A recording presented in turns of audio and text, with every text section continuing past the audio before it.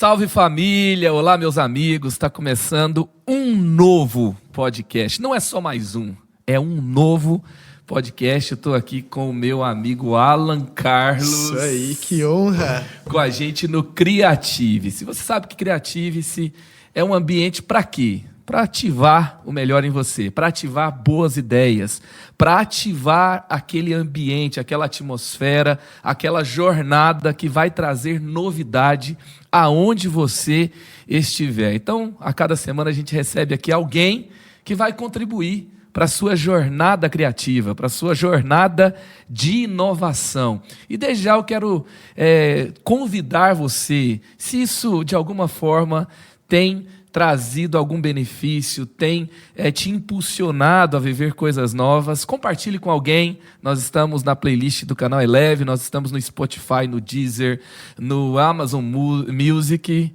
no muitos lugares aí das plataformas de áudio. Aonde mais nós estamos, Alan? Aonde você estiver, eu vou estar lá, igual no Todo Mundo Odeia o Chris. Aonde você estiver, Creativice estará com você. Isso aí. Não importa onde você está, a criatividade pode ser ativada. Muito bom. Muito bom ter você aqui, Alan, muito bom ter você aqui, impulsionando e ajudando a gente a criar coisas novas. É uma honra. Primeiro que eu não estou acostumado a estar do lado de quem está sendo entrevistado, né? Geralmente sou o cara que está atrás da câmera ou está entrevistando. Daqui a pouco no mês você está me entrevistando, a gente vai... Mas é uma honra porque a gente faz parte do mesmo ecossistema criativo, né? Estou aqui na Igreja da Cidade desde adolescente e eu tenho tido a honra de poder caminhar, né, e criar junto muito com você, com o Eleve. Então é muito legal a gente poder falar de algo que a gente está vivendo em tempo real, né? As coisas estão acontecendo toda semana e realmente o nome tem que ser Creativice mesmo, porque aqui é um dos lugares mais criativos que eu conheço, né? Então é uma honra. Sensacional. Você está crescendo aqui nesse ambiente, você está virando cringe com a gente, né? Tô ficando velho já. Não, ainda não, mas você está a caminho dele, né? E é muito legal ver quem tem uma jornada consistente, porque sem você estar muito tempo aprofundando raízes, muito tempo ajustando coisas no seu coração e trazendo para a sua vida boas influências e andando em amizade, em lealdade, em honra com outras pessoas, você não colhe todo o potencial que você pode colher naquele ambiente. E, gente, o Alan, ele é formado em algumas coisas. Ele fez Instituto Federal, fez em Ciência e Tecnologia, Engenharia da Computação. Agora está fazendo mestrado em... Inovação Tecnológica. Inovação Tecnológica. Quando ele não tinha um fio de cabelo na cara, ele começou um canal chamado Pixel Tutorial, que hoje está, da última vez que eu vi, quase 400 mil inscritos no canal. Está com quantos? Hoje já passou de 450. Já passou de 450. Meio milhão aí. Então... cresce, toda vez que eu vejo, eu vou falar, eu falo de forma desatualizada já, né? Sim, mas é engraçado que eu tenho essa jornada criativa, mas eu sou muito interdisciplinar, né? Uhum. Tanto que eu me vendia muitas vezes como engenheiro criativo. Porque, por exemplo, eu comecei a minha trajetória... Gostei do me vendi. Não, principalmente nessa época de, por exemplo, de arrumar emprego, de empreender e tal. Então eu tinha que vender meu peixe de alguma tão forma. Criativo que você inventou uma descrição para si mesmo. E eu não sabia, não tinha a mínima ideia de como se aplicar, né? Uhum. E depois, estando no Google, eu falei, opa, deu certo.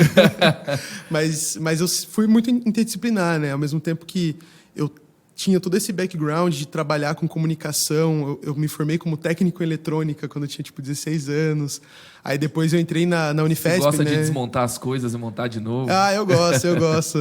E depois entrei na Federal de São Paulo, né, que é a Unifesp, e aí lá eu me formei em Ciência e Tecnologia, Engenharia de Computação, que são 2 cursos. Agora eu sou mestrando em Inovação Tecnológica com a minha linha de pesquisa na área de educação, desenvolvendo objetos de aprendizagem. Então, meu objetivo é ensinar professores a criarem vídeos educacionais, né? Então, a gente está seguindo essa linha de pesquisa.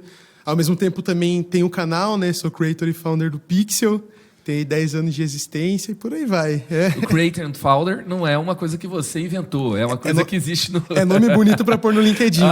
Entendi. Você aprendeu no LinkedIn. É que você tem 2 cargos, né? O seu oficial e o do LinkedIn é mais bonito. Entendi. Eu vou inventar algum lá pro meu LinkedIn.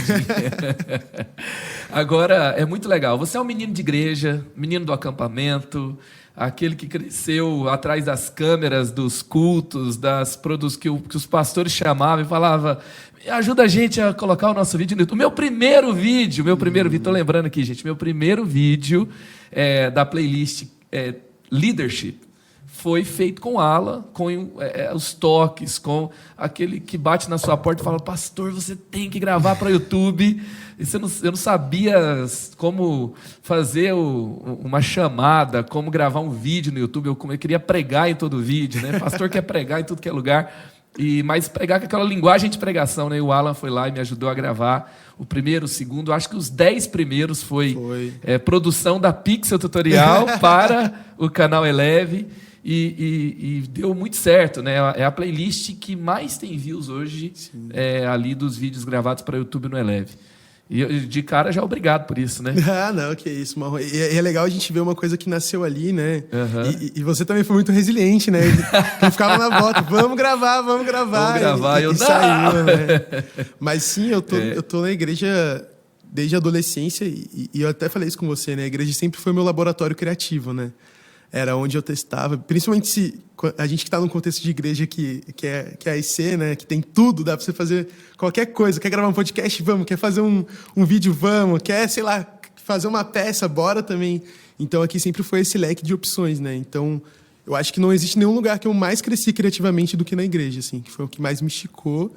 E agora também tenho muito isso de estar ajudando outras pessoas, né? De empurrar. Então, você estava nessa lista de vítimas aí e saiu, deu certo, né? Sensacional. Então, você é um menino de igreja, né? Toda criança quer ser um astronauta, né? Que virou um astronauta, que está viajando em muitos universos, em lugares altos. Está no Google, você está trabalhando no Google agora. Isso. Qual que é a sua área lá no Google? Hoje eu sou do time de insights de mercado. É um time analítico e de criatividade. Basicamente, o meu objetivo é identificar algumas tendências no mercado e levar para os grandes clientes, né, os grandes anunciantes. Então, sei lá, pote de plástico está em alta, vamos anunciar e tentar cativar esses clientes. Então, é um time que a gente faz muita análise de dados, a gente constrói narrativas para trazer mesmo para os clientes, né, traz um relacionamento muito criativo, né, conversando com CEOs. E é bem legal porque eu tenho sido esticado, né, que o Google é uma empresa... É muito diferente daquilo que a gente está acostumado a ver, né? É uma cultura muito diferente e tem sido bem legal, assim, poder trabalhar com isso e ser analítico, mas ser criativo também, né? Show. E o legal é que você é um menino de igreja que está no mercado, que voou, que aproveitou todas as oportunidades, que pegou os insights da igreja e que foi para o mercado de uma forma em altíssimo nível, fez college com a gente, mas não deixou de ser aquele cara que está ali, disponível, servindo, sonhando, pronto para ajudar, pronto para fazer a diferença. Você está na nossa equipe do podcast aqui também. Além de assim, você está em muitas áreas fora, a gente não pode dizer fora, né? Mas na sociedade, com seu canal, com seus clientes, com o seu trabalho no Google, e dentro da igreja está nos Homens de Honra, está no Eleve, está no College, está ajudando a gente se reinventar e inovar, e é muito legal. Você que está nos ouvindo, você que serve numa igreja, você que está fazendo a diferença, continue. Você que está no mercado, está trabalhando e só assiste culto, você precisa descobrir Meu Deus, tão o bom universo poderoso que é servir na igreja, né? Eu estava vindo para cá, eu estava pensando nas habilidades, né, nos skills que eu uso no mercado de trabalho, que eu me desenvolvi e aprendi na igreja. Então, tipo, liderança, comunicação e principalmente o fato de ser trampista mesmo, né? Porque a quantidade de cadeiras que eu empurrava e empurro até hoje vão impactar se eu vou trazer mais dados para um cliente, se eu vou cavar mais fundo, né? Até estava conversando com uma colega de trabalho e ela falou, nossa, você é um cara que qualquer escopo de trabalho dá para fazer, porque você tem essa disposição de fazer acontecer. E aí eu comentei com ela, olha, acho que é porque eu cresci na igreja, que lá você tem que ter disposição e faz tudo, né? Então, você sempre vai cavar mais um pouco. Isso são coisas que só quem tem a honra de crescer no ambiente de igreja, né, que vai entender, né, o que você vai fazer isso na prática, né? Uma coisa que já está no seu HD. Não é à toa que, por exemplo, quem é filho de pastor faz 1000 coisas, né? Você já cresce verdade. Naquele ambiente, faz e tal. Então, eu me lembro quando eu estava com meu pai, ele dirigiu uma congregação lá no fim do mundo, depois de onde Judas perdeu as botas. E depois perdeu a segunda bota. Assim, era um condomínio de sítios. Não era um condomínio, era uma área de sítios. E meu pai estava lá pastoreando a igreja e tal. E eu me lembro de um dia que não tinha baterista. E aí o irmão da guitarra falou assim para mim, vem tocar bateria. Aí eu peguei e falei, eu não sei tocar. Ele pegou e virou para mim e falou assim, pegou as 2 baquetas e fez assim, ó. É só você assim, essa música é só você fazer o tum, tum. E aí eu lembro da primeira música que eu toquei, que foi No Jardim onde Cristo tum. E aí foi muito legal, ali eu comecei a tocar bateria.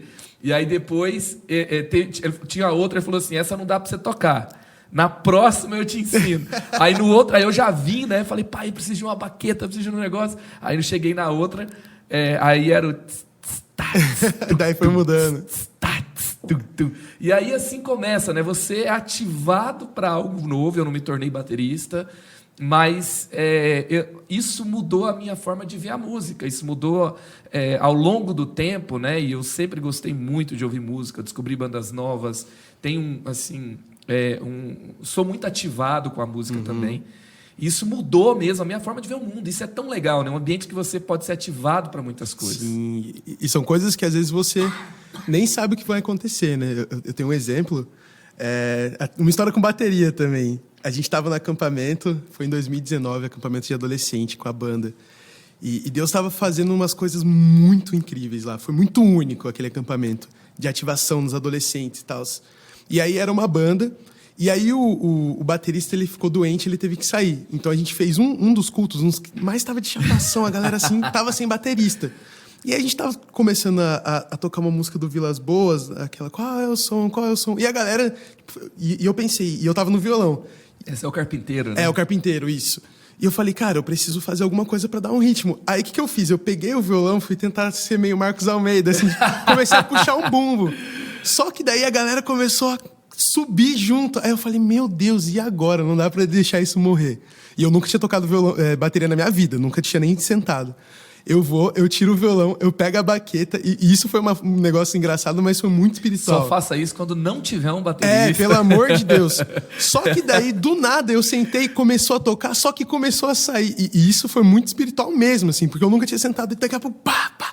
Nisso, todo mundo, tipo, do nada, assim, sabe tocar bateria ou não? E os caras dando risada da banda, e eu, tipo, e agora? Não sei o quê. E eu tocando bateria. Daqui a pouco o cara que orando vira assim, agora o baterista vai fazer um solo. Saí de lá com o workshop completo, né? Com solo e tudo. E foi não, muito essa foi doido. Pra te zoar, né? Que eles mandaram. Não, foi espiritual. Eu juro pra você. Eu juro pra você que foi um momento muito espiritual, mas foi muito engraçado, que eu falava, meu Deus do céu, eu nunca nem sentei numa bateria, agora estão pedindo solo. Agora foi muito legal o que você falou assim, a quantidade de cadeiras que eu carreguei e carrego até hoje me proporcionou experiências que são muito importantes lá fora. E hoje tem aquele negócio, né? Eu honro o que você carrega, eu honro o que você traz. A gente não carrega uma cadeira, como é que eu honro o que você carrega, né? Então, assim, vamos servir, vamos ficar disponíveis. Há um poder que é liberado na disponibilidade, quando você diz sim. Quando você está lá, quando você está disponível para ser treinado, disponível para ocupar um lugar onde falta alguém, disponível para ser usado por Deus de alguma forma, para ser simplesmente um canal, para se expor. Porque às vezes você se expõe, certo? Você está ali e você se arrisca, você se coloca mesmo diante de Deus para o que deve. E tem muita gente que fica muito naquele cálculo do risco, né? E não faz nada. O cálculo do risco. Não, eu vou ser usado. Eu não vou ser recompensado. Não, eu vou ser descartado. Não, mas depois... Não. Gente, assim, se alguém reconheceu, recompensou, eu posso te garantir algo, né? Quem paga, paga bem. Sim, se você está fazendo para Deus, quem recompensa não erra na mão, não. Sim. Não deixa de liberar o que você precisa. E nós precisamos nos arriscar o suficiente para viver aquilo que Deus quer liberar por meio da disponibilidade. E é legal porque muita coisa... Eu acho que as melhores coisas você experimenta naquilo que não é visto no público, né? Uau, é isso aí. Que é onde você vai crescer, quando tá você e Deus, né? Eu, por exemplo, eu sou uma pessoa que... Eu me conecto muito com Jesus através do servir. É uma das formas de conexão que eu tenho, né? E tem muita coisa que eu vou aprendendo no caminho ali que as pessoas nem estão olhando, assim. E isso desde a adolescência, né? Quando a gente começou... reativou o Ministério de Vídeos, por exemplo, que foi o primeiro ministério da igreja que eu realmente comecei a ter uma notoriedade nessa questão de criatividade, de começar a me esticar nisso. eu não tinha madrugada de sexta-feira, porque o meu computador era muito ruim. A gente tinha uma câmera e o meu computador. Só que o meu computador era muito ruim. Então, a minha madrugada de sexta para sábado, né, que o culto tinha que ter o vídeo, era... Foi na época das news? Foi na época das news. Extreme News. Extreme Informando News, everybody. Que eu era doll, pra quem não sabe, era um quadro de notícias, só que de forma engraçada. Então, toda semana, ou era uma paródia, ou era um vídeo engraçado. E toda semana tinha, né? Isso esticou muito criativamente uma geração, assim. O Extreme News expôs todos os cenários possíveis do Campo Centro. Todos. Era mó doideira, assim. A calçada, a rua, aquele banquinho de frente, tudo virava locação. Não, virou um coletivo... Criativo, é verdade. Um coletivo criativo ali, feito por adolescente, só que a gente não tinha estrutura nenhuma. Linda. Então, a minha madrugada, de sexta para sábado, era editar vídeo, né? E ia ficar pengando, travando, mas saía todo sábado. E aquilo esticou, né? Me esticou criativamente, em resiliência. E não só a mim, mas todos que estavam à minha volta. Então, a gente vê os frutos disso hoje, sabe? Tipo, dessa leva saiu gente formada em cinema, gente com produtora, entendeu? E coisas que a gente começou lá.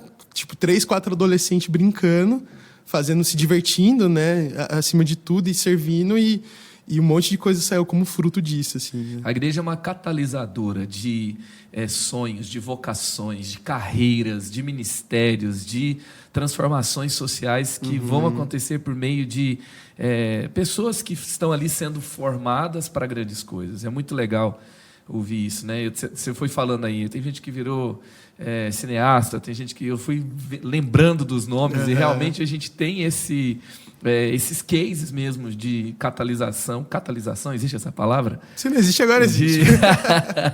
De impulsionar essas pessoas. Agora, Alan, me fala, você começou o canal com 13 anos de idade, como é que foi essa história? 13 anos de idade. Eu sempre fui meio geekzão, curioso de tecnologia desde sempre, assim, né? Tanto que o meu presente de aniversário foi um computador, com 10 anos de idade. Né? Até por hoje direito não sei soltar pipa, essas coisas, porque eu era o cara que ficava lá na tecnologia. Só que a internet, principalmente naquela época, ela vem muito dessa cultura maker de você está consumindo algo, mas você contribui também. Né? Nasceu com esse intuito de ser uma rede de colaboração. E eu peguei isso muito rápido. Então, eu comecei a usar o computador, a internet, a aprender sozinho, assim. E eu comecei a sentir a vontade de contribuir, de deixar alguma coisa ali também para um local que é onde eu estava aprendendo e tudo mais. E você surgiu no cenário aí, quando você tem o computador, já, eu acho que é o 3.0, né? Que o 2.0 foi o conteúdo ficar disponível online. E o 3.0 foi o conteúdo se tornar colaborativo. E eu lembro que um marco do colaborativo da internet foi a Wikipedia. Antes de surgir, por exemplo, as redes sociais, Sim. que é uma rede colaborativa de produção de conteúdo. Aí surge, eu acho que a Wikipedia foi um marco aí, né? Foi nesse ambiente aí que você surge. Tem esse movimento. Na verdade, eu acabo surgindo um pouco depois, né? Já numa época pós-blog, entre o blog e o videolog, né? Que era com o YouTube. Então, eu tô nesse contexto, né? Final do Orkut, assim. E aí, eu decidi que eu queria deixar minha contribuição também, né? Nessa época, o YouTube estava começando, só aqui no Brasil, né? Ele ainda tinha alguns canais pequenos que estavam começando a crescer. E aí eu fui começar a pensar em opções. E eu lembro que a primeira coisa que eu fiz, na verdade, não foi dentro do YouTube, foi no Orkut. Né? Eu lembro que com 9 anos eu fiz um curso de Photoshop, então eu sabia fazer... Tipo, 9 anos? 9 anos. Eu era o louco dos cursos profissionalizantes, assim. E aí eu tinha uma página no Orkut que eu fazia capa de MSN, sabe? E eu fazia essas capas pra galera, faz uma capa do Super Mario. E eu criava lá e dava pra pessoa. Tudo de graça, assim. Eu queria contribuir. E aí o Orkut tava morrendo, e aí eu pensei, pô, o que eu posso fazer, né? Nessa época o YouTube, ele tava começando. Eu falei, poxa, eu acho que aqui eu posso dar uma contribuição. Só que daí eu lembro que eu tinha tentado um canal de humor com um amigo meu chamado Os Tamarindos. O canal era tão ruim que um amigo criou uma conta fake pra falar, nossa, que canal ruim, exclui. Fiquei triste demais em excluir. O próprio amigo que gravou comigo, olha só. Um amigo sincero, né? É uma consultoria que vale milhões. Aí eu tinha criado um canal de música, só que eu não tinha talento suficiente para ser música, assim, cantar e tocar. E aí eu falei, o que eu tenho aqui? Beleza, eu tenho um computador, um microfone e algum tipo de conhecimento de tecnologia. E aí surgiu a ideia de criar o Pixel Tutoriais, que era meio que o meu hub de conteúdo, tudo que eu aprendia né? Na internet eu ensinava ali no canal. Tinha coisa que eu gravava às vezes para mim mesmo, para eu não esquecer. E aí fui indo assim, gravando. E era tutorial de como usar uma câmera, de como fazer alguma coisa no Photoshop. Eu comecei com isso. Desde tipo como formatar o computador, até curso de Photoshop, edição, essas coisas eu fui ensinando. E tudo que eu aprendi, assim, eu ia jogando lá e criando, né? E aí as pessoas foram se identificando com aquilo de alguma forma. A gente nem imaginava, né? Eu acho que ninguém imaginava que o YouTube ia se tornar o que ele se tornou, né? O YouTube realmente era só mato naquela época. E foi crescendo. As pessoas foram chegando, né? Demorou para eu ter, tipo, 1.000 inscritos, que na época já era muito, assim, né? 10 mil, então... Então foi um projeto que nasceu muito com a minha vontade de colaborar e foi crescendo cada vez mais, né? Você teve alguns reconhecimentos do YouTube, né? Você foi viveu o sonho de muito adolescente, que é botar uma mochila nas costas com a passagem paga pelo Google, ir lá para um evento deles específico e ganhar a oportunidade de conhecer de perto e de ser parte daquele grupo de pessoas que estava fazendo algo relevante, diferenciado para a perspectiva do YouTube. Com quantos anos que isso... e como foi, primeiro, né? E com quantos anos você viveu isso? Eu criei o canal com 13. Com 16 anos, eu recebi um e-mail do Google de uma moça chamada Juliana. E ela trabalhava no escritório do Google em Dublin, né, no YouTube. E ela mandou uma mensagem falando que ela estava começando um programa junto com o YouTube era Programa de Especialistas de Produtos, que na época se chamava Help Heroes, mas hoje é um programa de especialistas. E basicamente a nossa missão, né, começou aqui no Brasil, comigo e mais 3 criadores, era a gente ensinar sobre a plataforma, né, eram canais de educação, tutorial também, e eles iam divulgar nas redes oficiais. Esse programa, ele começa no Brasil, né, eu com 16 anos, um ano depois o Google me chama para ir para São Paulo. Foi super engraçado que eu falei, meu Deus, será que ela vai me sequestrar, sabe? Eu era menor de idade, eu morrendo de medo. É um golpe. Não, eu pensei, porque a gente nos conhecia ali, né? E naquela época ainda. Mas aí eles convidaram meu pai para ir comigo, então eu fui, falei, nossa, que legal. E aí esse programa tomou uma proporção tão grande que a gente passou a ter encontros globais. Então, de 4 pessoas, e esse programa foi iniciado, né? Foi pivotado aqui no Brasil, hoje ele está em mais de 200 países. Uau! Com mais de 300 colaboradores, e a gente começou aqui, junto com o YouTube. E por causa disso, a gente teve a oportunidade de ir para o Vale do Silício, né? Eu conheci, na época, o criador do Pokémon GO, que era do Google, tinha acabado de lançar o Pokémon GO. Por causa do programa, eu fui para um monte de lugar. Foi 2016. Foi a primeira vez que eu fui pro... Aí eu já era maior de idade, né? E eu fui pro Vale do Silício, lá no escritório do YouTube mesmo. E pude ir lá 2 vezes, participar de evento. E por causa desse programa eu fiz um monte de coisa. Desde dar aula em comunidade quilombola indígena no meio da floresta amazônica, até ir no salão do automóvel palestrar para a Renault, sabe? Então foi um monte de coisa muito doida que surgiu por causa desse grupo, assim. E até hoje eu faço parte, né? Um projeto que eu tenho muito orgulho, assim, eu amo. E começou aqui no Brasil, né? Com poucas pessoas, e hoje está gigante aí. E teve uma transformação social importante, né? Muito, muito. Por exemplo, o que você gravou lá na Amazônia com uma tribo que foi importante para aquela comunidade? Talvez não precisa ser esse case específico, né? Um desses cases de impacto em uma comunidade. Foi muito bonito, assim.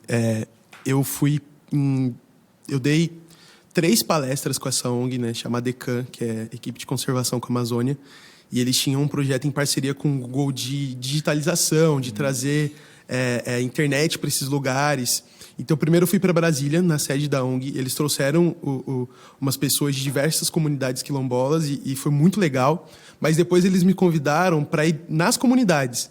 Então, eu fui primeiro para o Pará, era o quilombo de Jarauacá. Você pegava um barco, era 3 dias para chegar lá. Uau. Era literalmente no meio da floresta, assim. Era uma ilha. E depois eu fui para um quilombo chamado Quilombo Frechal, no Maranhão. Um dos primeiros quilombos do Brasil, né?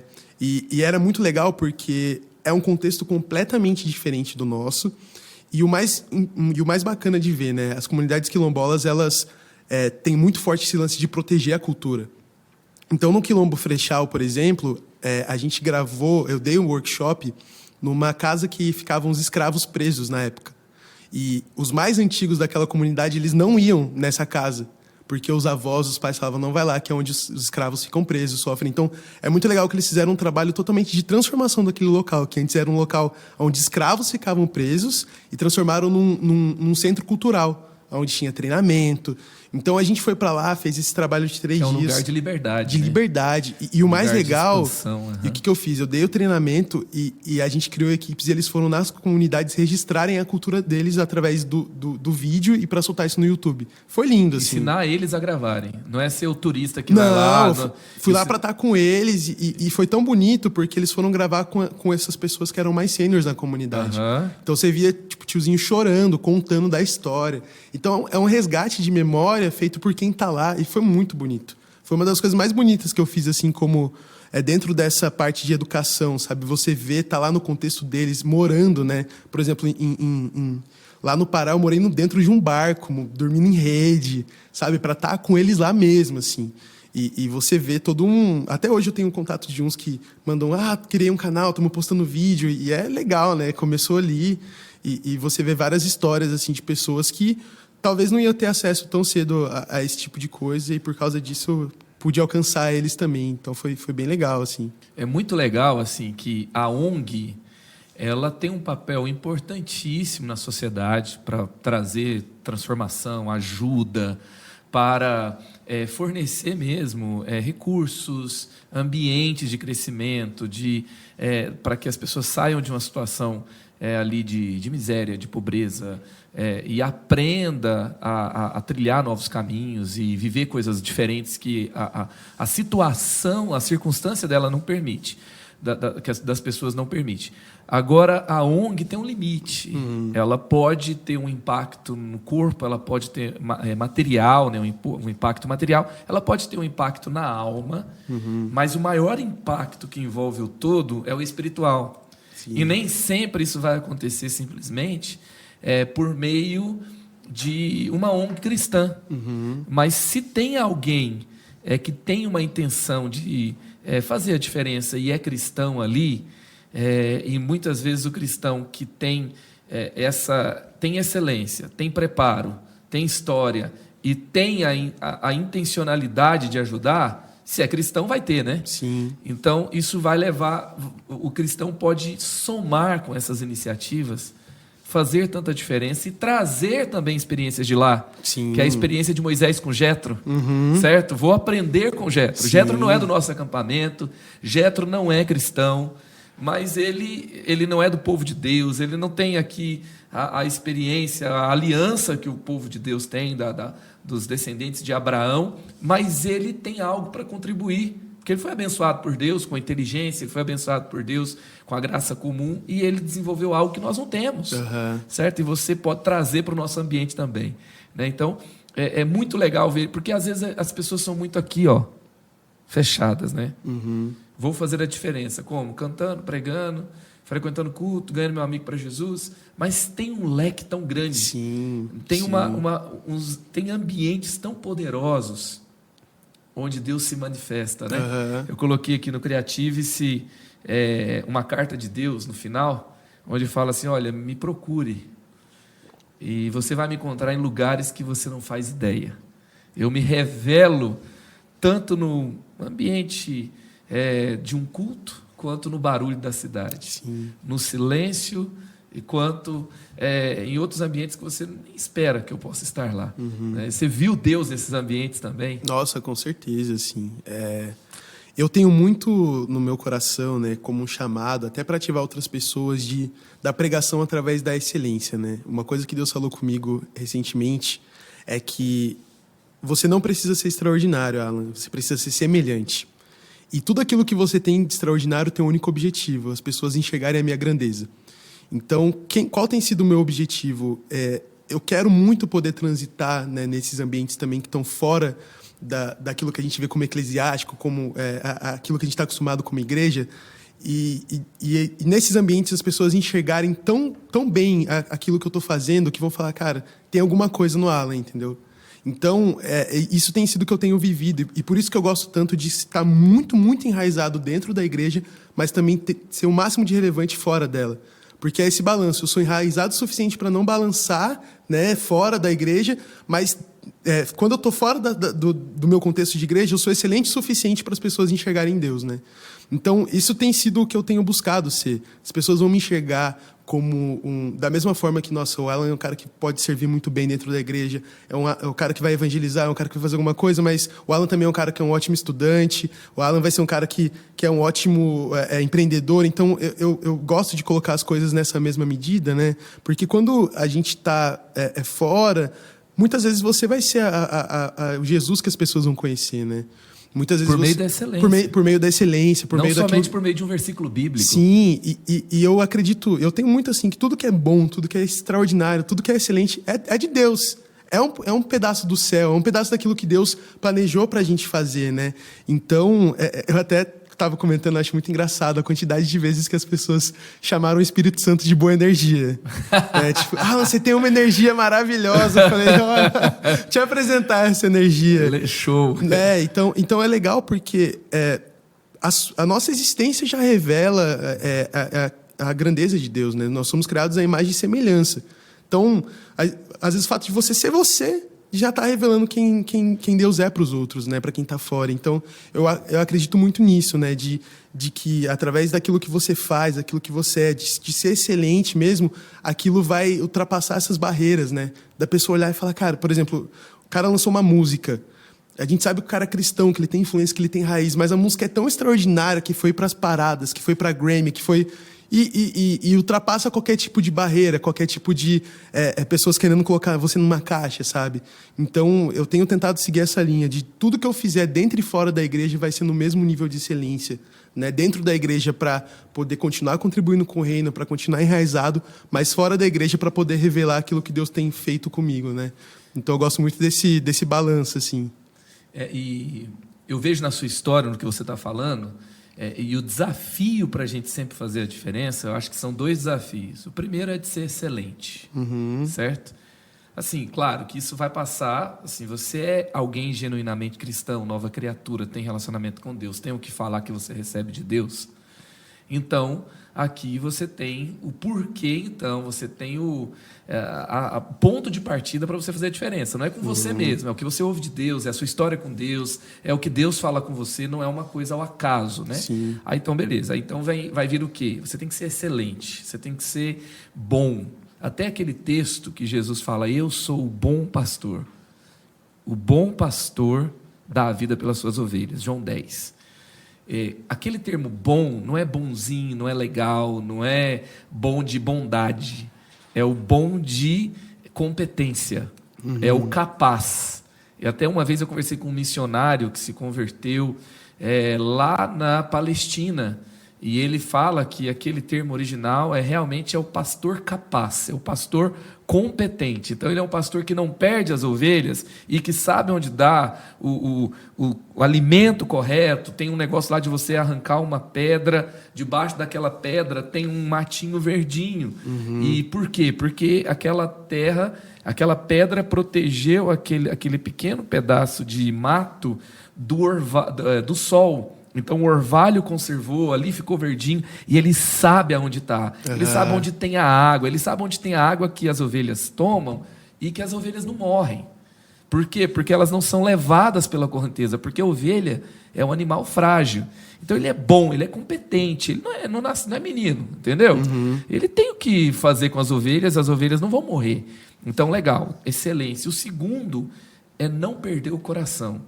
Eu posso ser bom, eu posso pegar os voos mais assim, desejados, estar nos lugares onde a nova geração mais quer estar. Eu estou lá no prédio do YouTube em São Francisco, na Califórnia, eu estou na Europa, eu estou nos lugares do business em São Paulo, estou na Faria Lima, eu estou ali mexendo com grandes orçamentos de milhões, eu estou ali falando com gente que assim, são os mais influentes do mundo, ou são os mais influentes naquela realidade, mas o meu coração não está naquele lugar. Sim. Meu coração não está na Faria Lima, não está em São Francisco, não está no Vale do Silício, o meu coração está em Jesus, Sim. meu coração está na igreja. Porque tem muita gente que assim, acha que o objetivo da vida é ocupar esse lugar. Não. Não, entendeu? Nossa, sentido. olha só, né? Vou ostentar aqui, olha a minha foto, olha onde eu tô. Olha o que eu estou fazendo, olha que lugar que eu cheguei, olha onde nós chegou, né? Olha onde nós chegou aqui. Uau, é sobre isso? Não, não é sobre isso. É sobre Jesus, é sobre o lugar onde a luz tem que brilhar. E Jesus falou, a luz tem que estar lá em cima, para que todos vejam e sejam iluminados. Então, a luz tem que estar no lugar certo. E esse lugar certo é ocupado com o coração em Jesus, na igreja, no reino, mas com excelência. Sim. E tem duas coisas legais dessa sua fala. Primeiro, que realmente, né, o nosso coração ele tem que estar no lugar certo. E eu entendo como mente criativa que a sua validação não pode estar nas coisas que você faz, né? Porque vai ter, às vezes, coisas que vai sair criativamente que você vai construir muito rápido. Vão ter coisas que você vai tentar e não vai dar certo. Ou vai dar certo, mas não do jeito que você queria.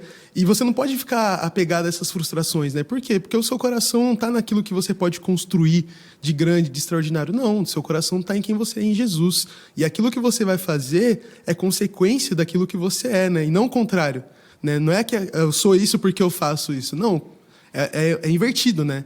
Eu tenho Jesus no meu coração e por causa disso eu vou fazer as coisas com excelência. Eu vou ser um ótimo empreendedor, eu vou ser um ótimo aluno, eu vou ser uma pessoa honesta, né? Então, a direção é contrária. E uma coisa legal também que você falou, né, pegando dessa história, são os detalhes. Por exemplo, o que me converteu na igreja, de verdade, assim, o que me fez falar, eu vou ficar aqui, não foi pregação, não foi música, sabe? Aquela coisa assim. O que foram duas coisas, na verdade. Primeiro, eu estava num galpão, que era o culto de adolescentes, e eu achei muito irado os caras do multimídia ficar no computador e tinha uma grade, era tipo um cage, assim. Eu achei sensacional aquilo, eu falei, nossa, que decoração da hora, a grade, os caras estão na grade, super tecnológico, sabe? Foi a primeira coisa que me fez querer ficar na igreja. E a segunda coisa que foi realmente a derradeira... Isso foi no hangar, foi no overdrive? Foi no overdrive. Aquela, sabe, que o pessoal, antes, os adolescentes, quem estava no multimídia, ficava com os computadores, e era como se eles estivessem dentro de uma grade, assim, meio cyberpunk. Eu achei aquilo sensacional. E o que me fez ficar mesmo foi a rodinha punk no final. Tocando música rock and roll, adolescente pulando um no outro. Eu fui lá pro meio e falei, cara... É aqui que eu quero ficar, entendeu? Então, você já era convertido a Jesus? Você Não era. Não era. Foi o que ganhou meu coração. Assim, eu já vinha de uma Foi uma estratégia que fez o seu coração se abrir para conhecer Jesus naquele ambiente. Sim, porque é muito legal, porque assim, eu ouvindo você, eu já pensei no hater da teologia, né? No cara que vai pegar a entrelinha e vai falar assim, olha aí, que heresia, né? Heresia, gente, olha aqui. Porque aí vai trazer 500 textos bíblicos para dizer que você foi um herege, né? Não, gente, não quero ser cancelado, pelo amor, não me cancela. Mas quando eu ouço você falando que você se converteu por causa de um lugar de serviço e por causa da rodinha punk no final do culto. Porque primeiro vamos pensar no não crente? O não crente não chega no culto dizendo assim, eu quero ter uma profundidade de conhecimento sobre o coração de Jesus hoje, e essa revelação vai me levar para um nível de profundidade da fé, onde Jesus vai ser aquilo que mais me importa e nada mais vai importar, e então eu serei para sempre um filho de Deus. Isso é a consequência de todo um processo. Né? Às vezes a gente quer demais para um primeiro passo de fé. Sim. E às vezes a gente não pensa o que é ser não crente, o que é ser um adolescente que não é um menino de igreja, o que é ser um cara que nunca entrou numa igreja. A gente está há tanto tempo aqui que a gente não sabe o que é mais.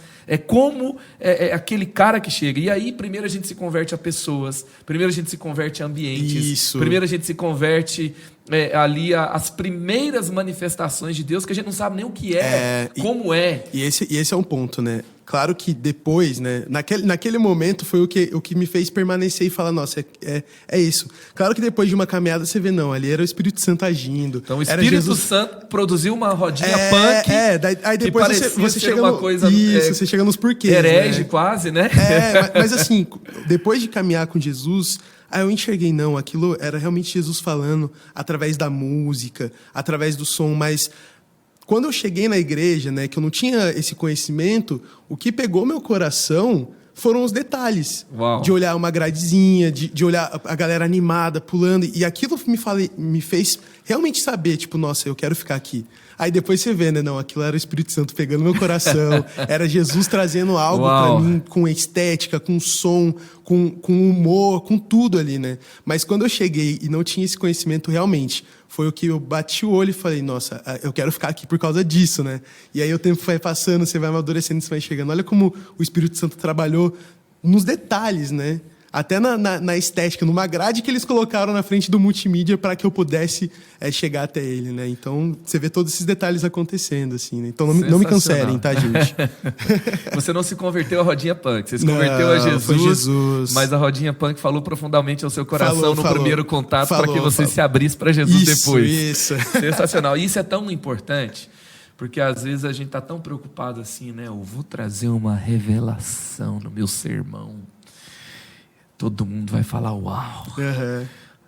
Quando o Luiz Saião vai ver esse negócio aqui, vai falar, que menino bom, Hernandes Dias Lopes, Luciano Subirá, vão ver e vai falar assim, esse cara, menino bom, pregador do futuro. Mas às vezes um sorriso na porta, uma plaquinha, uma música de fundo, um ambiente para tirar foto, alguém servindo, a forma de receber no estacionamento, o comprometimento, uma festa com uma música eletrônica, sei lá, né? Coisas tão inesperadas. Eu me lembrei aqui, Alan, que a gente estava em Petrolina, viagem missionária, turma do college se formando, naquela que você se formou, e teve um dia que apareceu um sanfoneiro. Sim. E o povo fala, zoa, o sertanejo universitário, né? Zoa, sei lá, o forró, o pagode, sei lá, né? Eu não sei nem que estilo é aquele negócio lá. Não era maracatu, mas era... era um forrozinho, assim. Forrozinho. E ali foi o sanfoneiro chegar e o espírito que desce como fogo virar uma música de forró, né? E ali todo mundo começar a dançar. Letícia, que está aqui na produção, estava lá, né? Estava lá também. E aí o pessoal começar a dançar e aí daqui a pouco assim aquele lugar virou, né, o forró mesmo, né? Todo mundo dançando os forró e a gente cantando músicas cristãs naquele ritmo e muita gente dançando com aquela devida supervisão de distanciamento, Está né? tudo certo. tinha que ter um distanciamento social seguro, né? Entre os hormônios que são tão agitados. Mas estava tudo ali em alto nível, ambiente bom, saudável, cristão. Mas tinha muita alegria. Sim. Tinha muita risada e tinha uma música festiva. E eu me lembro que chegou uma adolescente e ela estava com a família dela ali da cidade Petrolina, na equipe local que estava nos recebendo, e ela chegou com assim bem fechada, daqui a pouco ela estava se abrindo, daqui a pouco ela estava dançando com a gente, e no outro dia eu soube da história dela, que ela lutava com depressão, ela tinha tido tentativas de suicídio, ela estava em tratamento sério mesmo ali, intensivo, e ela não podia ficar sozinha. Inclusive, ela foi para lá obrigada pelos pais, porque os pais ouviram dos profissionais que estavam tratando a filha que ela não podia ficar sozinha, porque ela tinha risco de se matar. Ela estava no tratamento com tendências fortíssimas de suicídio. E ela então se abriu e ela no outro dia queria conversar com o nosso pessoal, queria estar junto, queria ouvir. Eu lembro que ela grudou na Sara que estava lá, que cantava e alegrava todo mundo. E aí eu fui conversar com ela assim, vendo aquela cena, e as meninas me apresentaram ela e tal, a gente foi conversar e ela falou, olha, eu nunca vi uma igreja assim. Eu nunca acreditei que a igreja poderia ter um ambiente como esse. Eu nunca quis estar nos meus melhores e piores dias numa igreja. Normalmente era um ambiente ali que parecia ser religioso, chato, opressor. Porque a imagem que as pessoas têm da igreja. Sim.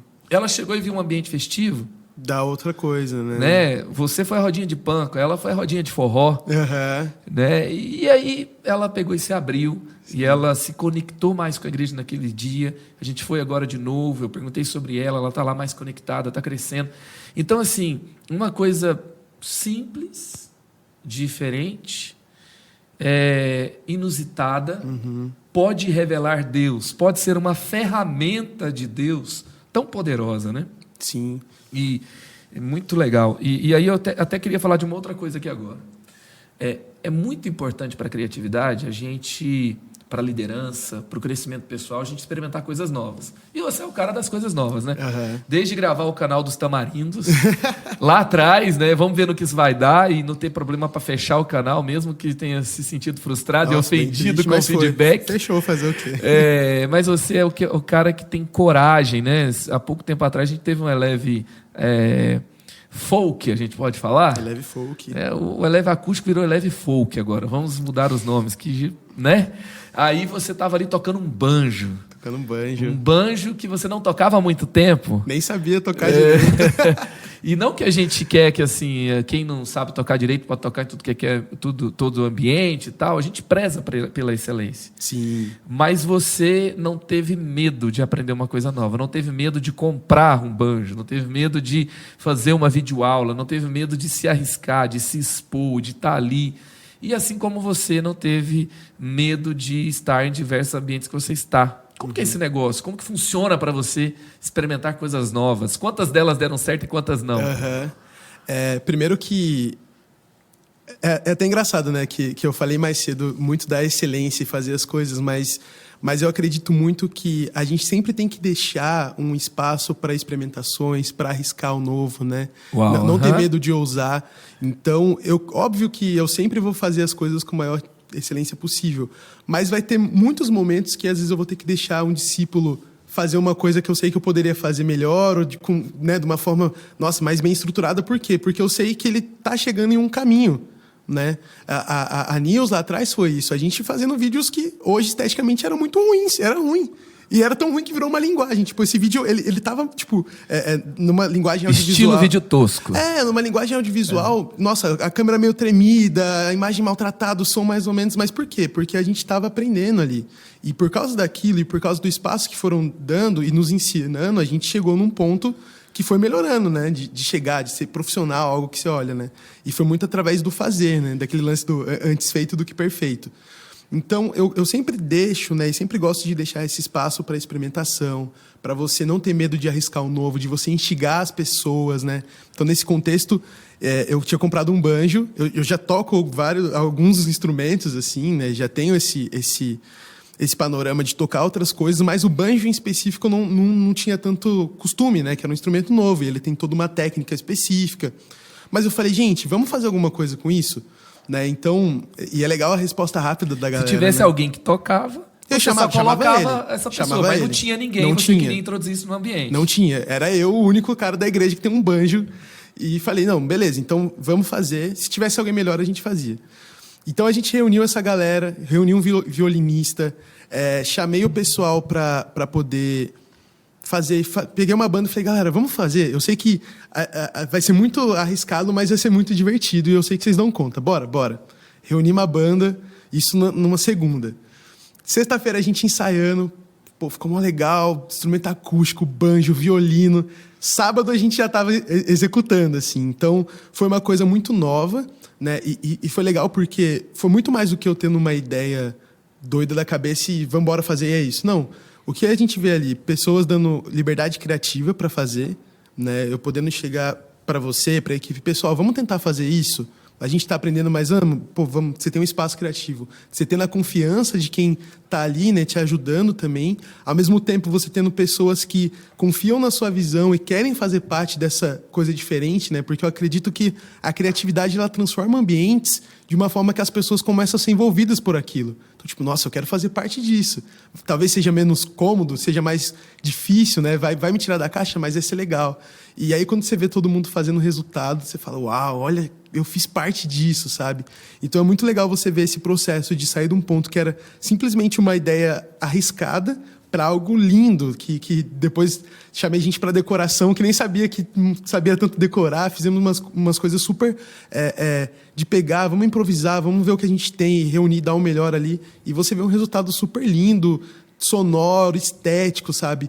Tudo a partir daquele ponto que eu quero fazer as coisas com excelência, mas eu sempre quero deixar um espaço para a criatividade fluir, para alguém, às vezes, chegar junto e acrescentar, né? E muitas vezes a gente tem que deixar um pouco de lado aquela coisa do perfeccionismo, né? Para chegar a pessoas novas, para você instruir, né? Então é legal você ver esse processo criativo que é muito muitas vezes ele é prático, né? É tentativa e erro. Tem coisas que eu fiz que ficaram muito boas, tem coisas que eu fiz que você fala, nossa, não ficou tão legal, entendeu? E qual que é para você assim o equilíbrio entre o perfeccionista e o esculachado, né? O cara que não, beleza, o importante é fazer coisa diferente, do jeito que saiu, mas pelo menos, sabe, qual que é porque o perfeccionista não rola, né? Ele vai oprimir todo mundo, ele vai se atentar, não é a detalhes, ele vai ser opressivo nisso, né? Ninguém tem o direito de errar, ninguém tem o direito de fazer algo ali que seja no mínimo arriscado. Então, ele vai controlar, ele vai, porque não pode sair, ninguém tem o direito de cometer um erro, então tem que ter controle, etc. E já o esculachado, ele vai do jeito que dá, isso. Né? Tudo, alguém vai prezar vamos ensaiar, não, frescura, né? Vamos passar o som antes, não, na hora a gente vê qual que é o equilíbrio aí, né, do perfeccionista e o esculachado. Eu acho que primeiro que a nossa cultura de excelência e criatividade, na nossa cultura o básico já fica extraordinário, entendeu? Então, naturalmente, aquilo que a gente acha que é básico já é muito bom, então a gente já tem isso como uma cultura.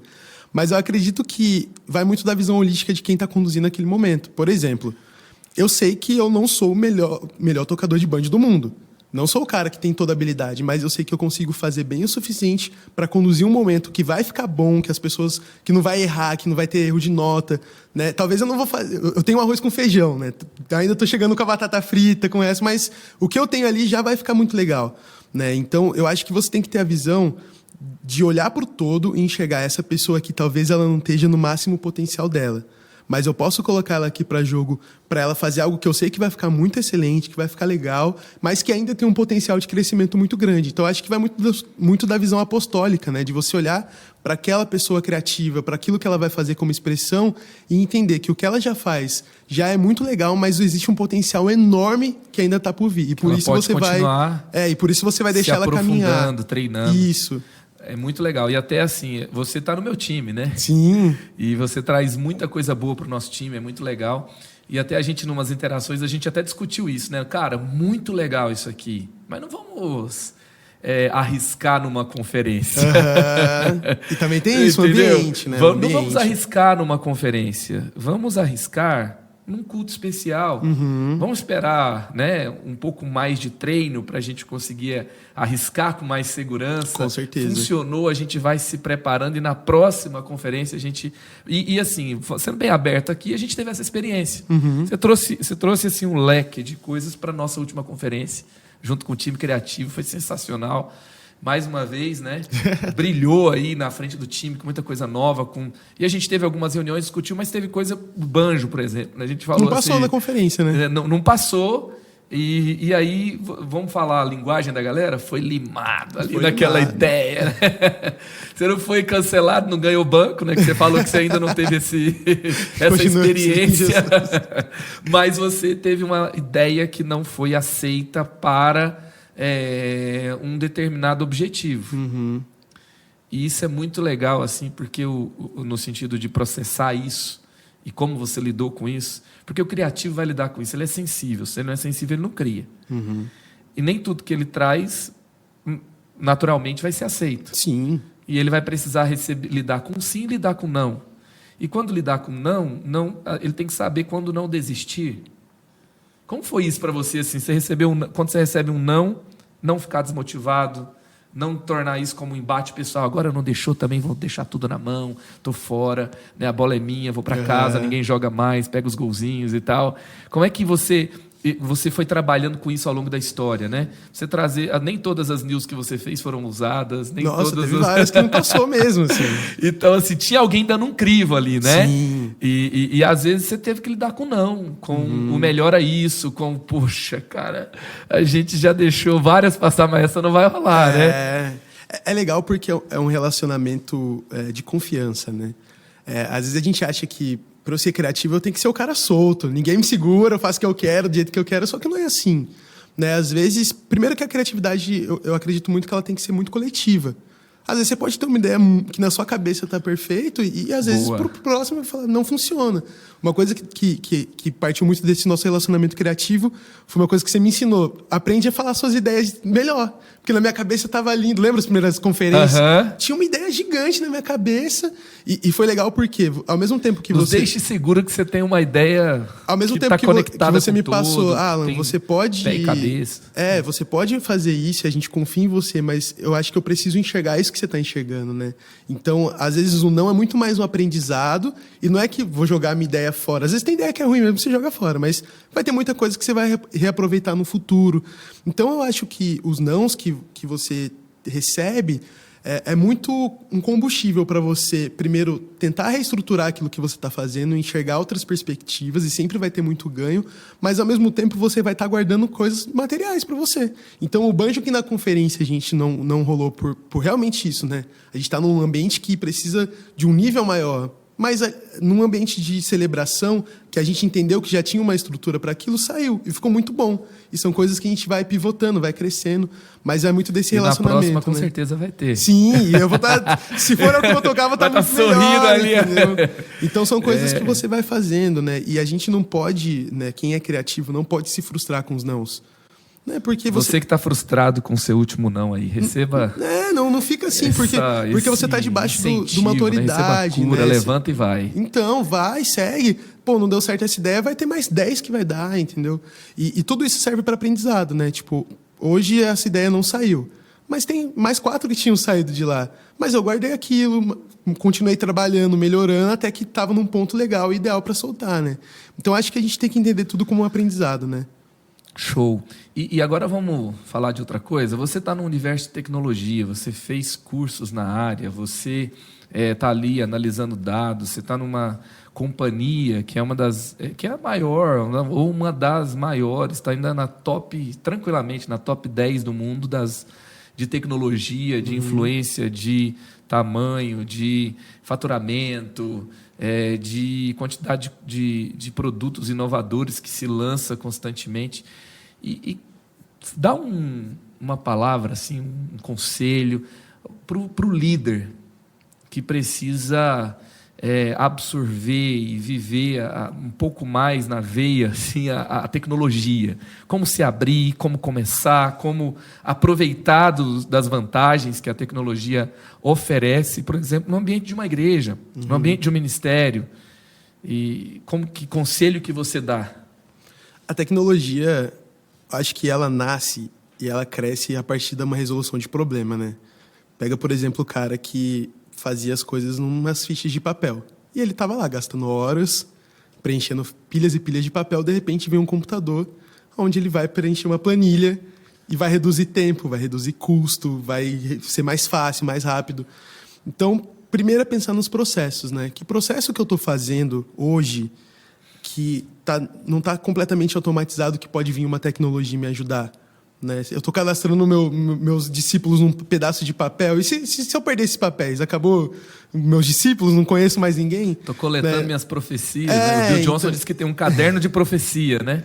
Sim. Não que ele não está usando a tecnologia, né? Mas assim, onde que eu posso coletar e armazenar e ter usufruir melhor disso, sim, né? E aí, e olha que engraçado, né? E uma coisa não exclui a outra. Eu, por exemplo, sou um cara de tecnologia que é colecionador de vinil. Né? Tava comentando com você, acabei de comprar um sistema de som que é de 1979. Provavelmente eu vou ter um sistema de som de hoje em dia que pode ser melhor em questão de qualidade, mas eu quero ter aquilo. Então, a tecnologia ela vem para resolver problemas, para facilitar processos. Né? Então, acho que é muito essa questão de ter a visão. E também uma coisa que ajuda muito é não ter um olhar que vai ser uma barreira para aquilo. Vem seu discípulo felizão. Pastor, olha aqui, acabei de achar esse aplicativo que vai fazer aquilo que a gente precisa. Vamos... E aí, às vezes, o líder vai falar, mas espera aí, a gente não sabe fazer isso. Vai dar tudo errado, né? Sempre fiz assim, sempre deu certo. Você vai ter aquela postura... Espera aí, você fica com medo. Então, você não pode ser esse líder que vai embarrear. Talvez... vão ter soluções que você vai ter que implementar numa escala menor. Por exemplo, o Bungee, a gente implementou numa escala um pouco mais segura, até para você não frustrar a pessoa que chega até você, né? Então, não, vamos lá, vamos fazer, né? Mas senão a pessoa, nossa, deu tudo errado, nunca mais. Mas, ao mesmo tempo, você não vai estar fechado, né? Não vai chegar a tecnologia, não vou fazer. Então, eu acho que é muito uma questão de olhar aquilo que você faz como processo, aquilo que você faz como padrão e enxergar se a tecnologia ali ela pode facilitar a sua vida e como, né? E aí, ter pessoas. Por exemplo, tenho vários amigos, colegas, discípulos que sabem de coisas tecnológicas muito melhor do que eu. Às vezes eu posso chamar ele, vai economizar tempo, ele vai trazer coisas novas, né? Então, trazer pessoas também pode te ajudar bastante nisso. Show, muito bom. E a gente está aqui há 1 hora de um papo sensacional, um papo incrível. Estou curtindo muito. Tenho certeza que quem está ouvindo a gente também. E a gente tem que encerrar em algum momento, né? Infelizmente. Mas antes da gente fechar, leitura. Que leitura que você indica que vai ajudar, contribuir, tanto com relação ao fluir da criatividade, ao uso da tecnologia, né? Traz alguma coisa aí para a gente que vai do que você já consumiu de literatura, de vídeo, de série, foi uau, essa série aqui me ativou para isso, me ativou para aquilo. O que você pode trazer aí para o cardápio da galera? Livro Creative-se usando o cupom ALAN10. O Pixel Tutorial vai fazer a parceria. Pode ir, que é um livro sensacional. Mas falando de alguns livros que eu gosto, né? Tem um livro que eu gosto muito, que é de um autor chamado Walter Isaacson, que ele se chama Os Inovadores. Ele é um livro... Esse Walter Isaacson, ele era o biógrafo do Steve Jobs.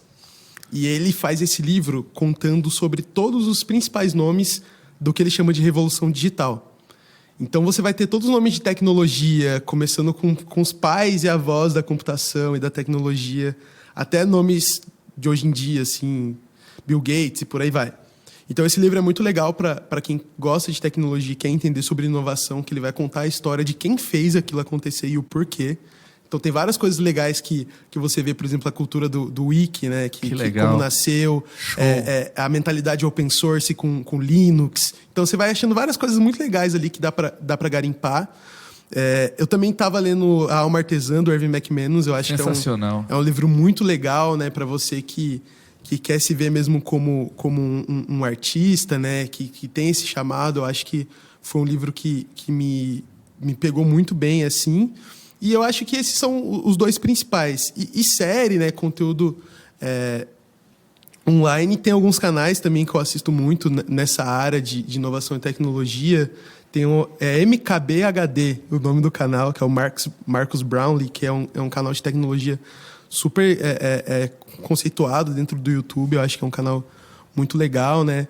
E, ao mesmo tempo, tá sempre conectado, assim. Eu acho que tudo vai te ensinar, né? Principalmente estar aberto a coisas, influências tanto que estão dentro ou fora daquilo que você tem como algo padrão, assim. Eu acho que eu tô sempre aberto para qualquer influência que vier, muito boa, assim. Uau, muito bom. Produção, coloca aí pra gente na descrição. Isso aí. Tá? Cada indicação. E vamos... Olha só, você é o cara das bandas diferentonas. Sim. Você sempre traz uma banda que você fala...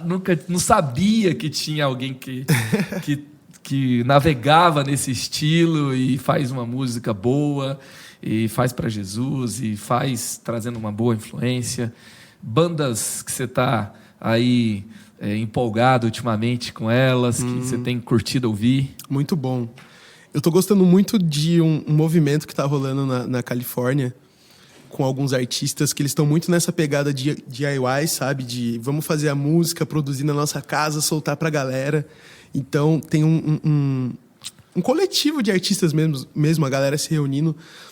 Motel Fish, alguns nomes que já são bastante conhecidos. Motel assim. Fish é sensacional. Isla Vista Worship, né? Vou ver se você vai falar alguma que eu não conheço. Tá, eu vou começar pelos mais conhecidos. Show.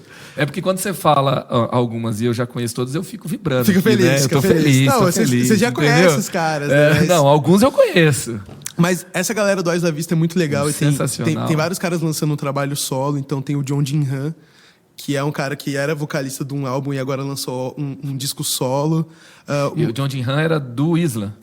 Do Isla Vista. Ele gravou um álbum lá e agora tá lançando um solo. E a mesma coisa pro Mark Barlow, também, que gravou um álbum com eles e lançou um novo disco. Acho que esses são 2. E tem um cara que ele é de Londres, se chama Timothy. Ele é um poeta, né? E ele lança... Ele é um poeta cristão e ele lança as músicas dele com poesia cantada. Então é muito legal.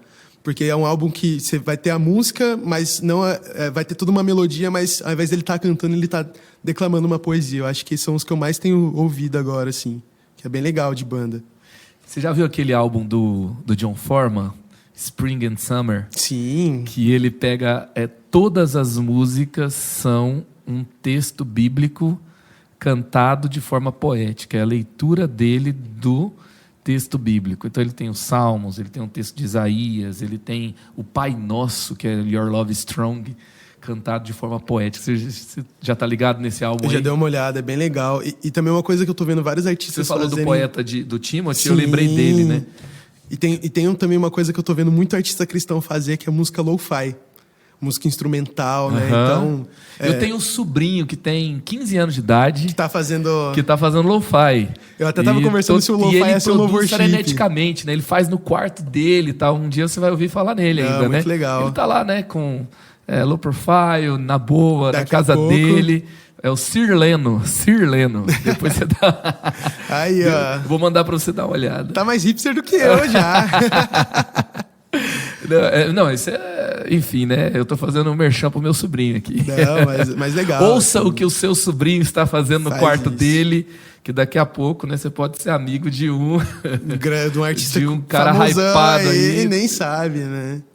Não, mas é assim, e tem essa galera fazendo uns lo-fis também bem legal, né? Até um mais conhecido é o Jonathan Ogden, que ele tem um álbum chamado 24 Horas, que cada música é 1 hora do dia. Então é tudo é muito legal. Aí as músicas, o nome delas é por hora, né? Tem música 9 horas e ele traz todos esses ritmos, né? Conforme a sensação que aquela hora vai trazer. É um artista cristão bastante conhecido também daquela banda Ravens and Robots. E ele tem esses trabalhos solos dele que é bem legal, assim. Sensacional. Então fica aí minha indicação de banda. Sensacional. Que bom te ouvir, que bom bater esse papo. Vai ter mais vezes, hein? Eu espero. Daqui a pouco a gente vai trazer uma atualização musical. Vamos. A gente podia gravar um Creative-se, que se você está assistindo a gente aí, ouvindo, comenta aí se você curtiu essa ideia. Acabou de vir, você começa a conversar com pessoas, você começa a ouvir histórias, vem ideias. E eu pensei da gente fazer alguns episódios só de, assim, como o Jim Jarmusch fala, encontre algo para roubar. E roube coisas que fala para sua alma. O Godard fala, né? O importante não é de onde você tira, mas para onde você traz. Sim. Então vamos ter uma gravação só de conteúdos que te inspiram, o que você pode assistir, o que você pode ler, o que você pode conhecer, que lugar que você pode visitar. Nossa, incrível. Imagina lugares para visitar, coisas para ouvir, coisas para ler. Coisas, né? Nossa, incrível. Coisas para assistir, porque pode ser uma série de coisas diferentes, né? Igual você falou, um poeta que faz música, um cara que faz música para cada hora do dia e que vai falar o seu coração, que vai te inspirar. Se você tem algo também que você está ouvindo a gente, assim, você tem que ouvir isso, você tem que ouvir aquilo. Nossa, indica, que eu amo. Escreve aqui pra gente, né? E vai ser legal. Vai ser show. De curadoria. Eu tô aqui já. Pode contar comigo. Se esse episódio falou com você, como a gente tá falando de coisas para ouvir, escreve aqui orelha, né? Escreve aqui embaixo no comentário, porque você ouviu e falou com você. Isso aí, mas que prazer estar aqui. Quando precisar, tô aqui do lado já. E é muito legal poder compartilhar, né? É de algo que a gente tem vivido mesmo, né? A gente vê a criatividade fluindo. Você é um cara que inspira muito uma geração, né, de pessoas criativas e eu tenho crescido e me desenvolvido muito por fazer parte disso, por estar nessa liderança. Então, uma honra total e gigante estar aqui. Obrigado mesmo. Demais ter você na Eleve, ter seu coração generoso, ter você ativando, influenciando, contribuindo, trazendo, né, um tempero novo, trazendo um ingrediente novo constantemente no nosso meio, enriquecendo nossas conferências, usando bem a liberdade que você tem, sempre nos surpreendendo, que você continue voando, continue fazendo algo novo, continue inspirando, continue sempre tendo algo novo para compartilhar, que Deus te abençoe, que você seja o CEO do Google, né? E que você possa fazer grandes coisas cada vez mais para a glória de Deus. Tamo junto. Valeu, mano.